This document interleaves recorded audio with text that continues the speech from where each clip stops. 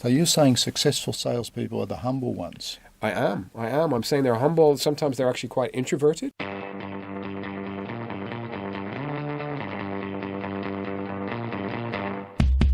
Welcome back, Cian. Thanks, John. Nice to be here.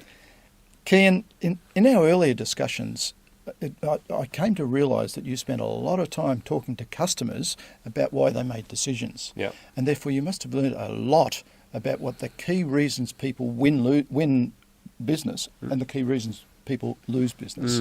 Could you share some of that knowledge with us? Sure. I think one of the most interesting learnings for me was how much of it relates to the people. And when I say the people, I mean the sales reps. We all know the old adage of, like and trust is the way to win the minds and the hearts and the minds of your customers.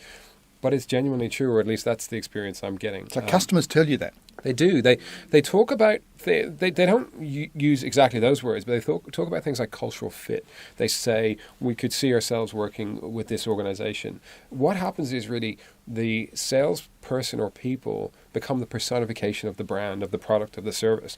And therefore, customers really see, okay, can we work with this product or service, but really, can we work with these people? Will they fit with us? Will they add value to us?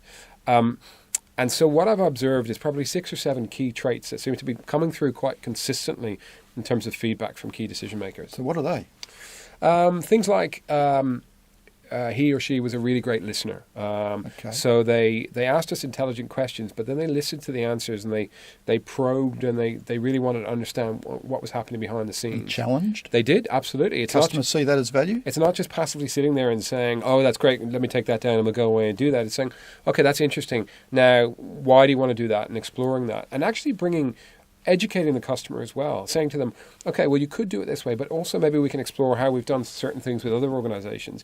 Because that's value adding from a customer. It's not just saying, this is our perspective, we want to stick to it. It's saying, okay, well, let's explore some others. And as an extension of that, it's also making connections. So really great salespeople are bringing in external partners. They're bringing in different people from their organization or even from outside their organization, from their network, to say, we think this individual or this company has a useful perspective that might improve the offering. So they feel very comfortable opening the kimono a little bit and saying, let's bring some other people in to get the best outcome for the customer. And customers really, really respond to that. So that's a couple. But there's one point which keeps coming through, and it relates to EQ as distinct from IQ. Emotional intelligence. Correct, yeah. Very important, isn't it? It is. And it's such a funny thing that you see these individuals who are very successful in their own right, but they tend to be very humble. They tend to be very customer focused, but equally internally in their own companies, they work very well with people across the business. So you're saying successful salespeople are the humble ones? I am. I'm saying they're humble. Sometimes they're actually quite introverted. We're seeing that more and more. The other thing which is really interesting, or I found interesting, is they're great storytellers. So they almost accumulate little war stories and anecdotes and case studies, and then they liberally sprinkle them into conversation or discussions with their customers. And that authenticates what they're talking about and what the proposal's all about and what the value of the proposal is. It all must hang together. It absolutely does. It's almost the sort of the glue. And the other thing it does, if you think back to over the evolution of mankind, through stories, that's how we've learned, that's how we've embedded knowledge and passed it down through generations. So we're hardwired to respond to stories, and they understand that and they use that. So Cian, in that discussion so far, you haven't discussed the company, the product.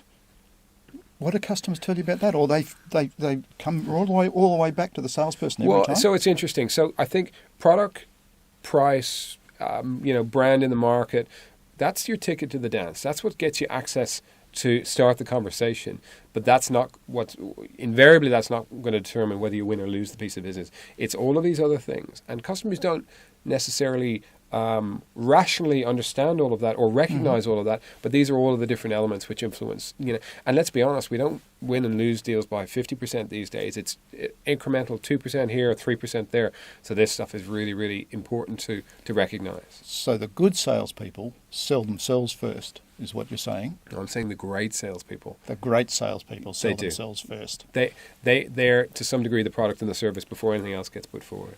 Okay. That makes a lot of sense to me. I've seen it many, many times before. Great advice. The feedback's wonderful. Thanks, Cian. Pleasure, John.